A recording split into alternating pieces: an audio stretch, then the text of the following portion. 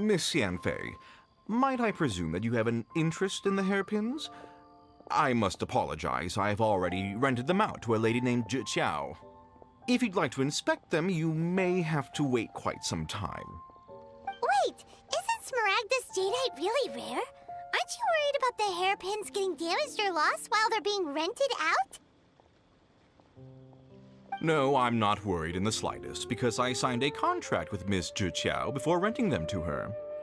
The contract makes it quite clear that if she loses or damages the item in question, she must compensate me for its full original value. In return, I included a clause that guarantees the Smaragdus jadeite is genuine, with a penalty of 10 times the item's value payable by me to Miss Zhi Qiao in the event that it is shown to be a fake. Guaranteed genuine, with 10 times the value payable if this claim is shown to be false. Yes, these terms are very clear indeed. Of course. This way, both the client and I have the assurance we need. To ensure fairness, each of us has retained an original copy of the contract. In that case, might you know where Miss Zhi Qiao lives? We'd like to pay her a visit and have a look at the hairpins. Oh, of course. She wrote her address down when we signed our contract. Here, I'll mark it on your map for you. Thanks a lot, Mr. Crossell. We'll be off now.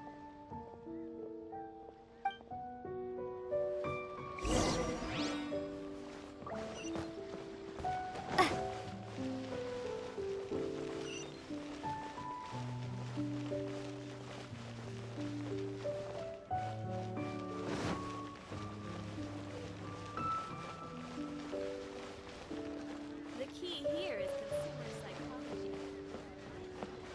Thank you so very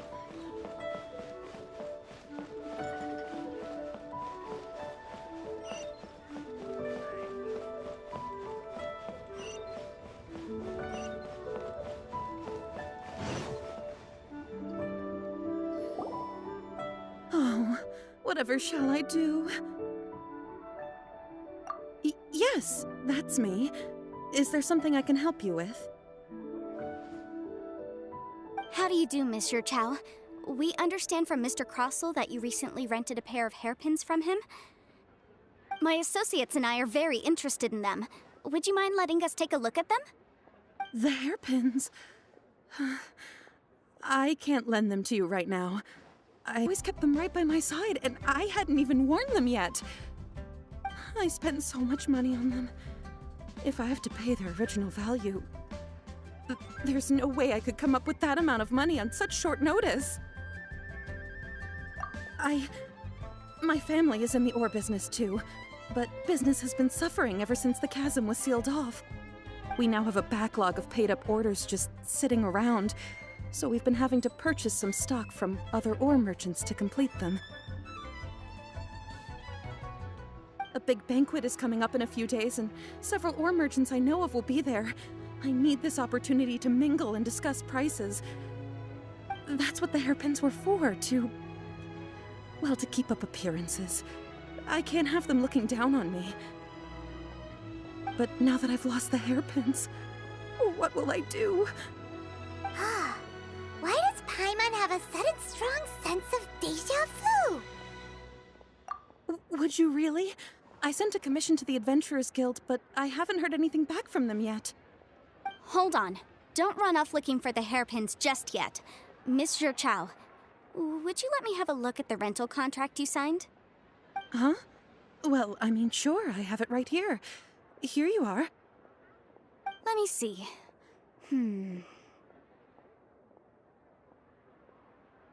That's right! Yanfei said she's a legal advisor, didn't she? Maybe she can help Zhi Qiao somehow. True, though surely there must be a win-win solution. Right. I finished reading the contract. The terms are very clear, and they do indeed stipulate that you must pay Mr. Crossell the original value of the hairpins as compensation for the loss. Furthermore, the contract also expressly states that the amount of compensation must take current market prices into account. And given the rarity of Smaragdus jadeite, I fear that the final amount of compensation may end up being significantly higher as a result. Even higher? Oh, no. Uh-oh. Juchao looks like she's about to faint. However, all of this is assuming that it is indeed genuine Smaragdus jadeite that was inlaid into the hairpins. Did you really have to pause before saying that part? Anyway, the hairpins are lost, so how exactly would we be able to find out if the jadeite is genuine or not? Whichever way you look at it, we've got to start by finding those hairpins. Any need to check whether the jadeite is genuine, would there? Seems right. Please. Please, Don't trouble yourselves over this. The fact is, I lost the item, and I should pay compensation per the contract. However much it is, I will have to pay it. My family are merchants, after all. It's vital that we keep our word and respect our contracts. Now that it's come to this, I really shouldn't keep Crossel in the dark any longer. I'll go and inform him of the issue, and then negotiate the amount of compensation. Yes, legally speaking, it seems this is the most sensible course of action. But before that, I have some questions about the hairpins. So hold on a moment, Miss Chow. When you first touched the hairpins, what did you feel? What did I feel? Well, I remember that the gemstones set into the pins were perfectly smooth to the touch, like the finest quality jade. My family has seen much jade pass through its hands in the past, so I am quite certain of my judgment in this matter. Smooth to the touch. Finest quality jade. No, it's nothing. I just need to re-examine a few things. Let's head over to Mr. Crossel's.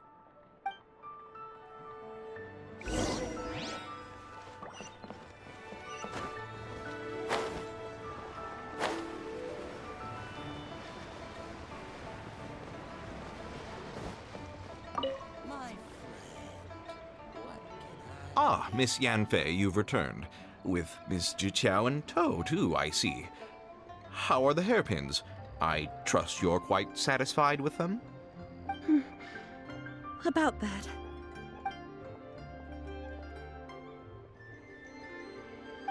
You lost them? Are you serious? Do you have any idea how expensive they were? I'm sorry. Truly I am. I'll pay the compensation as per our contract. Every last mora. Mora? Do you have any idea what I had to go through to get my hands on that Smaragdus jadeite? I just don't... Forget it. Talking won't bring them back. Since Miss Yanfei is here, I suppose we can just have her estimate the amount that needs to be paid. No problem. But before I can give an official estimate, I'll need to do a little market research. Ah, yes, and if I may just confirm again, it was in fact genuine One article guaranteed, or I pay back 10 times the value. All right, understood. I'll conduct some market research, and once I'm back, I'll provide an official assessment of the sum owed by Mr. Chow in compensation. Please wait here, Mr. Crossel. Thank you very much. How could she lose my hairpins? She'd better pay every last mora that they're worth.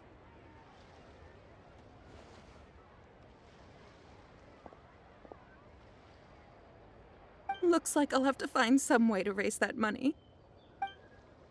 Please wait, Mr. Chow. I have something to discuss with you. It's not convenient to speak here, so let's find somewhere that we can sit and talk in more detail.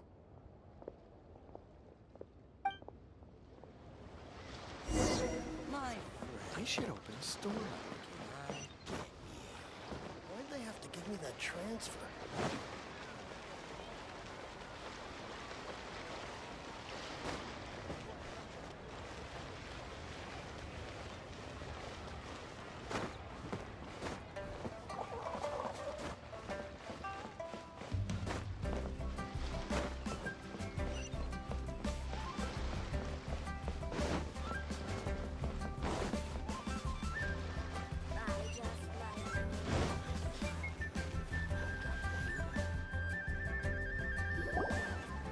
Miss Yunfei, what is this about?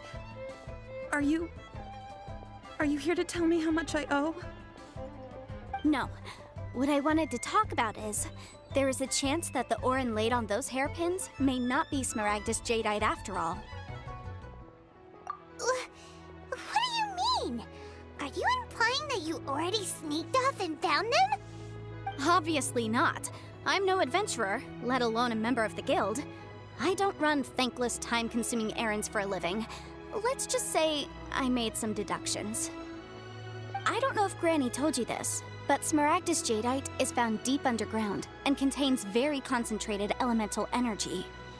If mere mortals come into contact with it, well, they'll be sick in the best case. And in the worst case, they could even experience a dramatic change of personality. It most certainly would not be smooth to the touch. Mr. Chow, did you at any time feel unwell while the hairpins were in your possession? No, not at all. I felt perfectly fine the whole time. Not even the slightest bit unwell. I didn't feel anything special at all, in fact. Now that is strange. If I've deduced correctly, he may still have the Smaragdus jadeite in his possession. If that's the case, we should go confront him right now and expose his dirty scam right to his face! Absolutely not. If we were to confront him now, there's no way he would admit to it. Eventually, he would find some argument to compel us to leave. And then, he'd throw the Smaragdus jadeite into the sea the moment we were gone. After that, he would simply insist that Mr. Chow pay up per the contract. He would lose nothing. Meanwhile, we would have to look under every stone in Liyue, hoping and praying that the hairpins do actually still exist somewhere in this world. So vivid that Paimon thinks it might be experience talking. Oh, it certainly is. I've seen my fair share of situations like this, and brute force methods are certainly one way of resolving them. Fortunately, I have far more elegant solutions at my disposal. I'll share them with you in due course. Well then, since you're so experienced in dealing with problems like this, perhaps you could help me, Miss Yunfei. Oh, that won't be a problem. But first, Mr. Chow, could I ask you to please sign this contract? Huh? Does there have to be a contract for everything?